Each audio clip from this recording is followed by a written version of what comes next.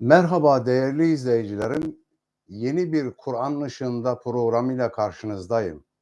Bu çalışmamızda Kur'an ve uzay, Rahman suresi 33. ayette uzaya çıkma ile ilgili bir mesaj, bir işaret mi var?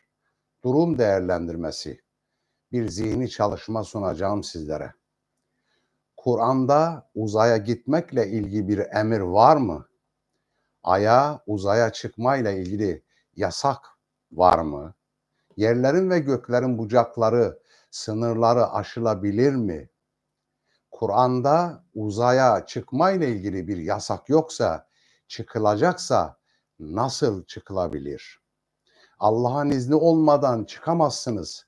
Ne anlama gelmektedir? Rahman suresinin 33. ayetinin mesajı ne anlama gelmektedir? Burada sultan kelimesi geçmektedir. Sultan ne anlama gelmektedir?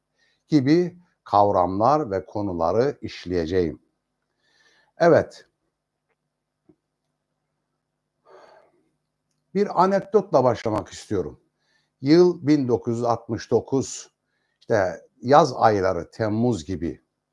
Akşam 7 TRT ajansında bir haber. Amerikalı astronot Ay'a ayak bastı diye bir haber. Ay'a çıkılırdı, çıkılmazdı, tartışmalar başlamıştı. O zaman tam 12 yaşındaydım. Hafızlığa başlamıştım. Aynur'dur, çıkılmaz diyenler olduğu gibi niye çıkılmasın? Allah onları süs olsun diye mi yarattı diyenler de vardı. Tabii ki o günkü ortamda pek mana veremiyorduk. Dolayısıyla da sorduğumuz insanlardan da doyurucu bir cevap alamıyorduk. Daha sonraları Erzurum Caferiye Medresesi'nde okurken bir hocama danışmıştım. Hocam dedi ki, yani Kur'an'da Ay'a çıkılacağına dair kesin bir emir yoktur. Yani uzaya veya uzayın boşluğuna, gezegenlere gitmeyle ilgili kesin bir emir yoktur. Ama yasaklama da yoktur. Yani bu ne demektir? Yani çıkmak istiyorsanız, gitmek istiyorsanız arzın ve göklerin sınırlarını, bucaklarını, katmanlarını, tabakalarını aşmak istiyorsanız, gitmek istiyorsanız bir gücünüz, kuvvetiniz, kudretiniz olmalı. Yani teknoloji. O da maalesef bizde bu teknoloji yok demişti hocamız. Ve gerçekten de doyurucu bir bilgi vermişti bana. O yaşlarda bu bilgiye sahip olmuştum. Dolayısıyla da ben de sizinle bunu paylaşmak istedim. Şimdi Rahman suresi ayetin 33. ayete geçelim. Bismillahirrahmanirrahim. Ya ma'aşarel cinni vel insi in isteda'tum en tenfuzu min aktaris semavati vel ardı fenfuzu la tenfuzuna illa bis sultan. Sadakallahul azim. Rabbimiz diyor ki, ey cin ve insan topluluğu, yani ey görünen ve görünmeyen varlıklar, göklerin ve yerlerin çaplarından, kuturlarından, yahut cidarlarından, yahut boyutlarından, ufuklarından geçip gidebilirseniz geçin, gidin. Ama elinizde bir güç olmadan geçip gidemezsiniz. Burada bu güçten maksat, yani sultan kelimesi geçiyor ki terminolojik olarak ve kök anlamı itibariyle güç demek, kuvvet demek, kudret demek, hesap kitap demektir. Hani sultanlara, ülkeleri yöneten insanlara sultan denmişti. Neden sultan deniliyor? Çünkü bir hesabı kitabı olması lazım. Çeşitli etnisite gruplar vardır, inanç yapılar vardır vesaire vesaire. Coğrafya geniştir. O geniş coğrafyalarda insanları yönetebilmek, idare etmek için ne lazımdır? Bir bilgi lazımdır. Bilgi olmadan olmaz. Burada da Allah'ın izni muradı nedir diye sorguladığımızda evvela burada yevmi mahşerde görünen varlıklar, insanlar ve cinler hesap vermekten kaçınacaklar.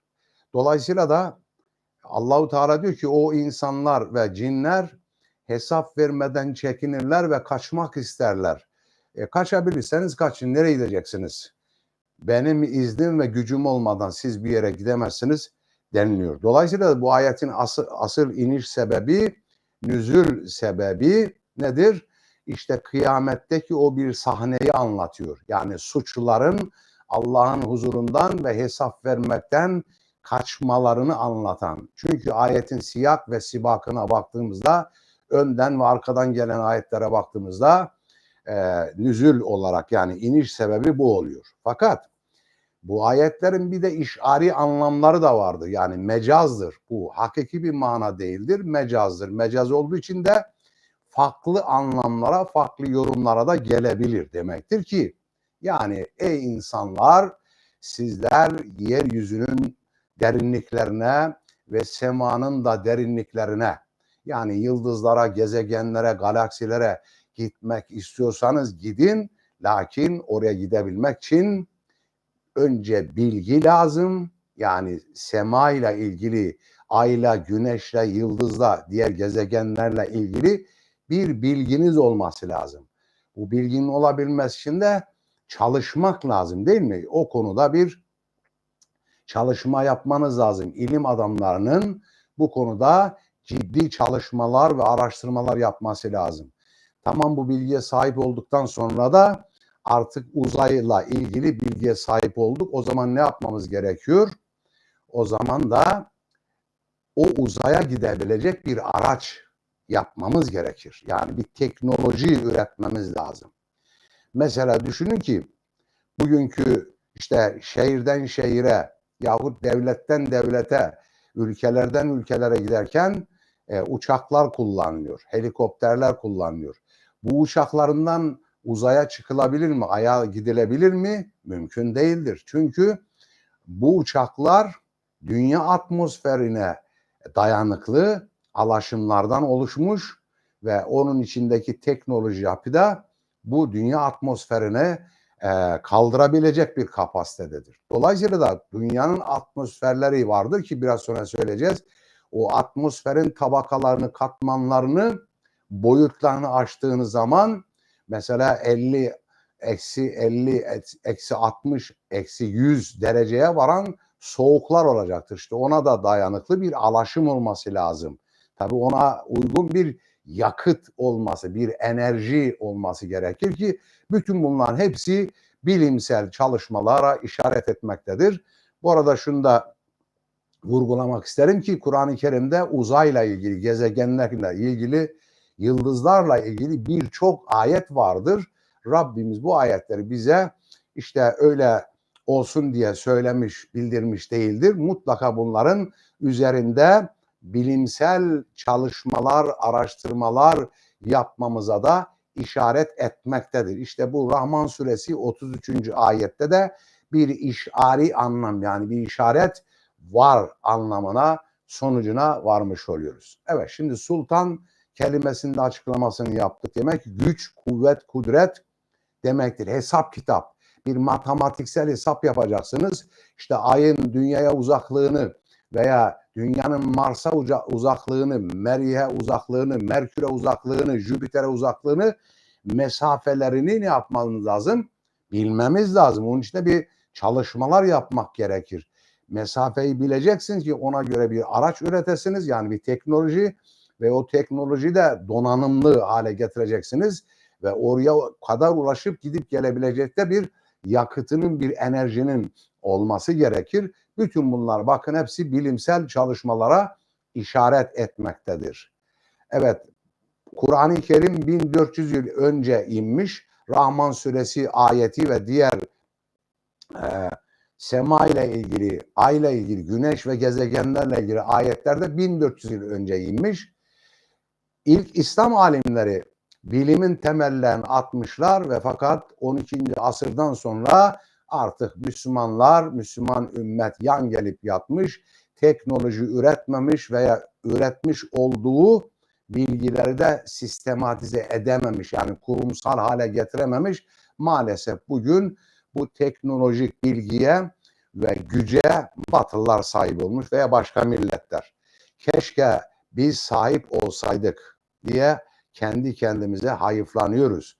İnşallah temennimiz olur ki Müslümanlar yeniden yaşayan Kur'an'a dönüş yaparlar ve oradan bir takım hükümler çıkararak bir güç, teknolojik bir güç, bilimsel bir güç ve blok oluştururlar da dolayısıyla da efendim insanların merakını çeken, cezbeden işte gezegenlere, yıldızlara da gidilmiş olur. Tabii ki Ay'a, yıldıza, güneşlere gitmek için efendim ne gerekiyor? Onun teknoloji ve bilgi gerekiyor. Tabii ki oraya da çıkmak mecburiyeti yoktur. Ancak bir güçtür. Bakın dünyada güç savaşları vardır. Bu güç savaşlar neyle oluyor? Teknolojiyle oluyor, bilgiyle oluyor, bilimle oluyor. Onun için Müslümanlar yeniden tekrar bir diliş içerisinde bu bilgiye ve teknolojiye ulaşmalar gerekir. Evet, ey cin ve insan toplulukları, haydi gücünüz yeterse göklerin ve yerin çevre bucaklarından ve sınırlarından çıkarak geçip gidin diyor. Bunu ancak üstün bir güç ve kudretle, yani büyük bir servetle, elde edilen yüksek bir teknolojiyle başarabilirsiniz. Demek ki üstün bir servet olacak. Bu ne demektir? Bugünkü manada kapital, para, yani altyapı, sanayi, uzay sanayi, elektronik sanayi vesaire. Yani bu altyapıya Müslümanların sahip olması gerekir. Ve aynı zamanda yüksek bir teknolojiye ulaşabilirseniz aşın gidin. Yoksa öyle kolaylıkla engelleri, mesafeleri aşıp uzaydaki duraklara ulaşamazsınız demek istiyor Rabbim, Allahu alem. En iyisini Allah bilir. Ben işari olarak bir işaret, yani işari tefsir vardır. Bir mana olarak, bir yorum olarak çıkardım. Bu yorum da tamamen beni ilgilendirir. Yani kimseyi bağlayıcı değildir. Kur'an-ı Kerim'e de kendi fikrimi, düşüncemi empoze etme düşüncesinde değilim. Haşa. Ben sadece anlamaya çalışıyorum. Zihni bir çalışma yapıyorum. Evet. Kıymetli izleyiciler, Kur'an'a göre gökler de dünyanın dengi olarak yaratıldığından, ki Talak suresinde 65. surenin 12. ayetinde geçer, dünyaya benzer şekildedir. Buna göre ayette anlatılan 7 kat göğün çaplarından ya da göğün dengi olan yer kürenin 7 katının çaplarından geçerek onu bir uçaktan veya bir uçtan bir uca kat etmek olmalıdır. Bu ayet gerekli şartlar sağlanırsa öyle bir gücün elde edilebileceğini de bize işaret ediyor, gösteriyor. Yani bir ilham veriyor bize. Bir ilham veriyor. Demek ki o göğün katlarını, atmosfer, biraz sonra söyleyeceğimiz o atmosfer tabakalarını geçerken ona geçebilecek bir güç ve aynı zamanda bir altyapı, yani elektronik bir sanayi yahut da teknolojik bir güç elde edilirse oralara gidilebileceğini de gösteriyor.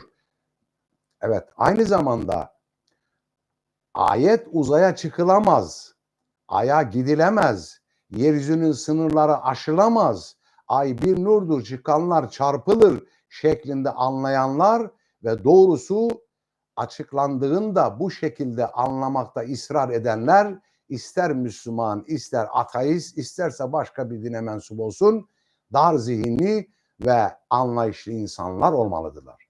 Zira burada bize çok ufuklar açılıyor. Sadece ben Rahman suresi 33'ü aldım ama Kur'an'da birçok ayetler vardır. Dolayısıyla da bize bir zihni altyapı oluşturarak sonra onu bilgiye doğru götürüp hikmete ulaştırıp oradan da bir teknoloji oluşturmaya yönelik bizi sevk ediyor, bir yönetiyor, yönlendiriyor aslında. Gerçekten anlamak isteyen, bu konuda zihni karışmış birisine ayette uzaya çıkılmayacağını söylenmiyor. Ancak ekstra bir güçle çıkılabileceği söylenmiş oluyor. O ekstra güç de nedir? Roket gücüdür. Yani aşağıdan yukarıya doğru onu uzaklaştırabilecek bir roket gücü. Yani uzay mekiği gücüdür. Bakın demek ki ne anlamlar çıkıyor. Evet, aşağıdan yukarıya fırlatabileceğiniz bir güç. Buna roket gücü deniliyor. İşte bu bir teknolojidir. Uzay mekiği gücüdür ki bu da bir teknolojidir. Evet, gibi açıklamalı yapılabilir. Bu da yanlış değil. Eksik bir yorum olacaktır. Ancak kafa karışıklığına neden olan pürüzün giderilmesi adına kullanılabilir bir argümandır. Yani burada insanlar kendileri itiraz edebilirler. Yok çıkılmaz, ay nurdur, işte çarpar falan, bunlar hepsi bu konu üzerinde böyle fuzuli, lüzumsuz tartışmalar girmeye gerek yok. Tabii ki Ay'a veya uzaya gidileceği meselesi, fikri düşüncesi bir inanış, bir akide, bir iman meselesi değildir. Dolayısıyla tartışılmasına da gerek yoktur. Bu sadece nedir? Bu elbette ki insanın fikriyatında ve aynı zamanda zihin dünyasında gelişmesi gereken, oluşması gereken bir fikirdir ve bir düşüncedir. Bu düşünce de yersiz ve yanlış da değildir, doğru bir düşüncedir. Dolayısıyla da insanların kafa karışıklığını giderme anlamında bunları söylüyorum ben. Çünkü hakikaten ayette uzaya hiçbir şekilde çıkılmayacağı söylenmemektedir. Eğer illa meseleyi uzaya çıkmak, Ay'a gitmek seviyesine getirmek ve öyle anlamak isteyenler varsa, bu durumda öyle olsa bile yine uzaya çıkılmayacağı söylenmemekte. Ekstra bir güç ile ancak çıkılabileceği söylenmektedir. O ekstra güç neydi? Roket gücüydü ve aynı zamanda bir mekik olması lazım. Olay bu. Dolayısıyla da o ekstra güç ile ancak, yani roket ve aşağıdan yukarıya doğru bir roket gücü ve aynı zamanda bir mekik de olması lazım. Bu söylenmek istenmektedir. Denilebilir ki bu açıklama ayeti bağlamından koparmak değil, muhatabın yanlış anlayışını da düzeltmek için söylüyoruz kıymetli kardeşlerim. Evet, mesela Zariyat suresi 51'e Taksim 47'de Bismillahirrahmanirrahim. Ve semâe beneynâhe bi'idin ve innâ lemûsivûn. Ve innâ lemûsivûn. Göğü kudretimizle bina ettik. Biz eksik, kesinlikle geniş imkanlara sahibiz. Bu ayette de bilimsel araştırmaları işaret etmiyor mu kıymetli kardeşlerim? Yani Müslümanları inanan, Kur'an'a inanan insanları ne yapıyor? İlime, bilime ne yapıyor? Teşvik ediyor. Göklerin ve semanın, göğün sürekli evrenin genişlemesiyle ilgili bir fikriyat kafamıza girmişse bunu araştırmak lazım gelmez mi kıymetli kardeşlerim?